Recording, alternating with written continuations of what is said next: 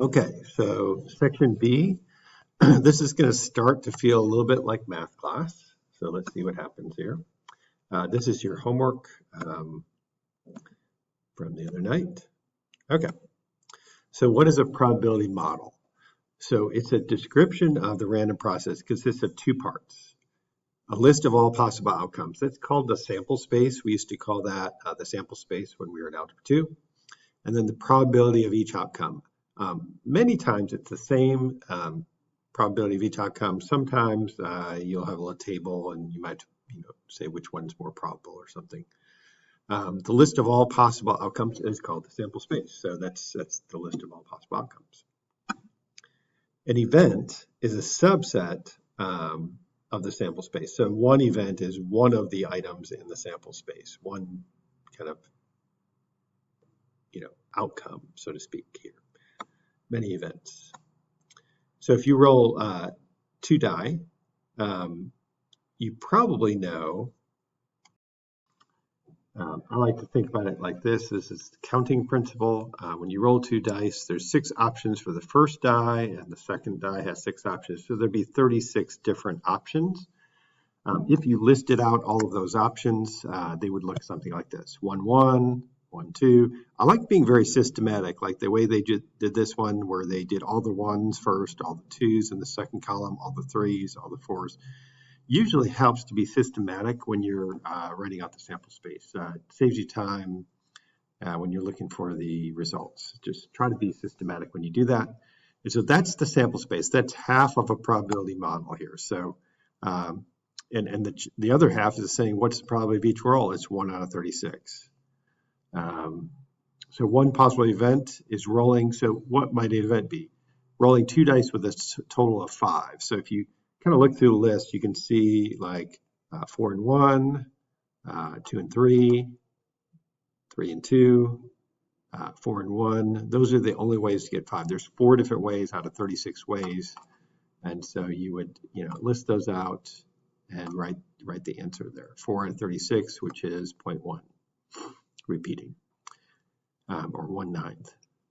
So if all the outcomes are equally likely, the probability of the event can be found using the formula. So the total outcomes, that's 36 in this case. That's a number of items in the sample space. And then the success you want, which in this case is outcomes with a sum of 5 on the top there. So there's 4 different ways that happens.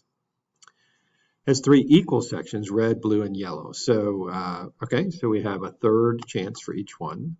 You spin the spinner 2 times. Okay, so we could get, let's just kind of think about this. So we could get 3 options for the first one, 3 options. So there should be 9 different options, right? I think, because you could spin the same color twice, I believe. Okay, so give probability model. List of all possible outcomes. 1, 2, 3, 4, 5, 6, 7, 8, 9. There are 9 different outcomes. Red, red, red, blue, red, yellow, blue, red, blue, blue, blue, yellow, yellow, red, yellow, blue, yellow, yellow. Notice it was very systematic, the way they did the reds first, then the blues, then the yellows. And because if we want to talk about the full probability model here, not only do we need to list out the sample space, what's the probability of each event, of each item happening in there, and it's 1/9. There's 9 different options, so they're equally likely. What's the probability of getting spinning blue at least once? So then you kind of look through the sample space. That's the benefit of having written this down. I see a blue there, blue, blue, blue, 5. It looks like 5 if I counted that right. There are 5 outcomes, so 5 out of 9, or 0.556. Would be the probability of that happening. I consider this formula like success divided by total. That's basic probability, but that's the formal way of saying it there. A valid probability model must obey these common rules. So to be valid, so you need 2 things to be valid. I think it has to be a probability between 0 and 1. You can't have a probability of 1.5 or something. No. So the second thing is all the probabilities have to add up to 1. That's probably obvious, but maybe not. And sometimes, the problems, it really helps. Probability the event does not occur This is called the complement of the event. We learned that in Algebra 2 is 1 minus the event. So if there's a 40% chance of choosing blue, that means there's a 60% chance of not choosing blue, right? Because 1 minus 0.4 is 0.6. So they're going to add up to 100% if those are the not situations. Yeah, you can't say a probability is less than 0 or greater than 1. It's not even possible, right? So be careful with this. Scientific notation, when it says e to the negative 4, that means that scientific notation 2.32 times 10 to the negative 4, which is actually a very small number. It's not actually 2.2 or 2.3 there. Well, this is the complement rule. So the little c there at the top, it looks like an X, but it just means the complement. We read that as the complement of A, or not A happening. So think of the complement as not happening. So probability of A not happening is 1 minus the probability of A happening. So it's just 1 minus that. And it's really helpful sometimes in tough problems to do that. In easy problems, you're not going to need that formula at all. Suppose you tear open the corner of a bag of M&Ms, pour one candy in your hand, observe the color. Okay. How can you eat just one, though? According to Mars, the maker, the probability for a bag manufactured in Cleveland, Tennessee is this. So they have different ones are more popular. You can see that blue is the most popular color. That's actually a new color. But when I was growing up, they didn't have blue M&Ms. So that's one of the newer ones. I think they had like 3 shades of brown, if I remember right. Explain why this is a valid probability model. So if you add up those numbers, so if we get out our calculator, and let's try this, let's make sure this actually works. Oops. Sorry. Okay, so we're going to go 0.207 plus 0.205. It's just hard to add that one in your head, so I'm just typing it in. 0.135 plus 0.131 plus 0.124. I'm crossing my fingers. It does add up to 1. And all the probabilities are between 0 and 1, so it passes both tests. Probabilities are all between 0 and 1. The probabilities all add up to 1. This is a valid probability model. Find the probability you don't get a blue M&M. So if blue is 0.207, 1 minus 0.207, or 0.793 would be the probability of not getting blue. Again, it's just the complement of that event. Not getting is complement. Probability of not blue, that means the complement 1 minus probability of blue, and you get it. That's the formula there if you need it.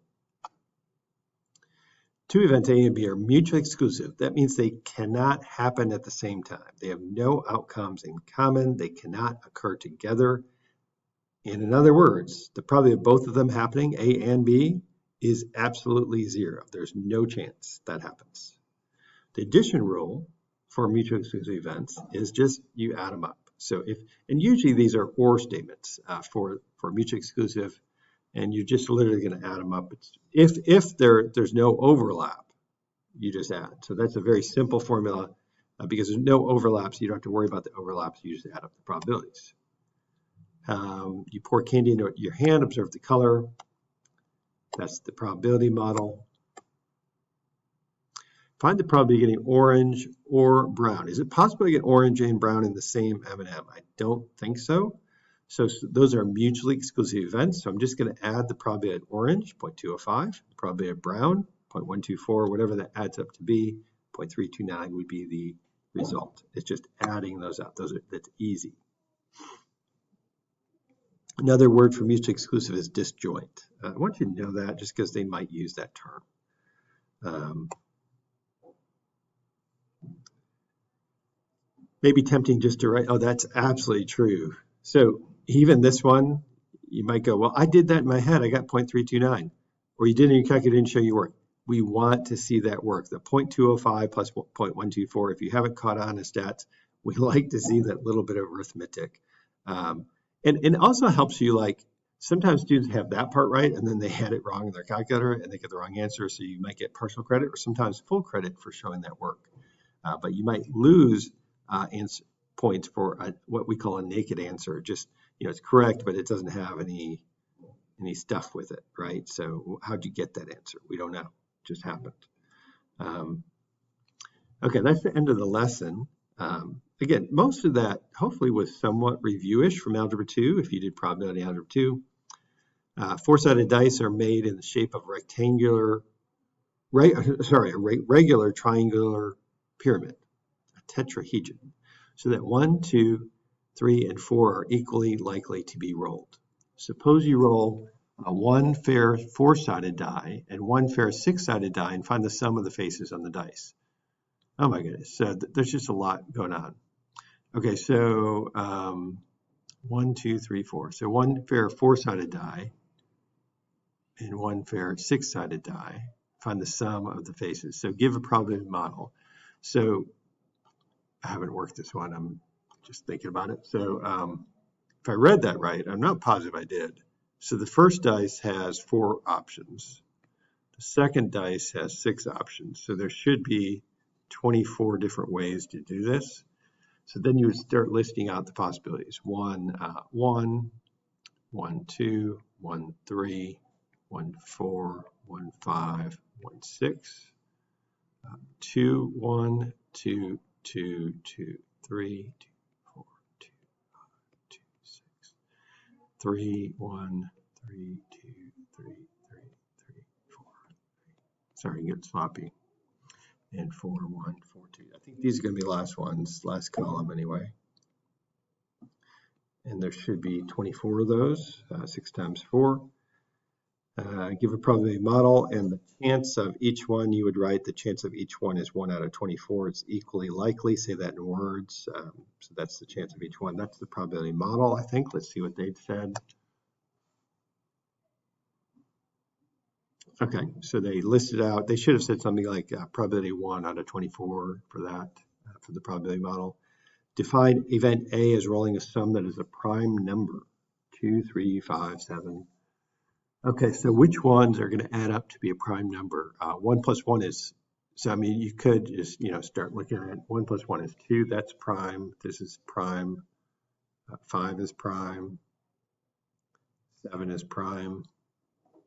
3 is prime, 5 is prime, 7 is prime, and you're just listing out, 5 is prime, 7 is prime, 9 is not prime, 5 is prime, 7 is prime, 9 is not prime. I think I got them all. 1, 2, 3, 4, 5, 6, 7, 8, 9, 10, 11. I counted 11. Let's see what they got. There are 11 outcomes, so 11 out of 24. So you do write the fraction there, which is 0.458. I would probably accept either answer, 11 over 24 or 0.458. I accept either answer, unless it says, give the percentage or something. But okay, although human fingerprints are unique, they can broadly be classified into 3 basic patterns: loops, whorls, and arches. What's a whorl? According to Britannica.com, the probability model for these patterns is that, okay? Explain why this is a valid probability model. Well, all the probabilities between 0 and 1, check, check. If you add those up, you get 0.95 plus 0.05, that's 1, perfect. So you do both those, get that? Find the probability that each selected fingerprint isn't classified as a loop, so not a loop. So loop is 0.65, so 1 minus 0.65, which is 0.35. You got it.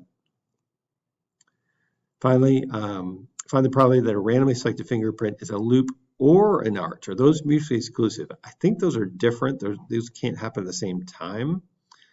So I'm just going to add them. 0.65 plus 0.05 is 0.70, and you got it. Okay, that's your lesson for today.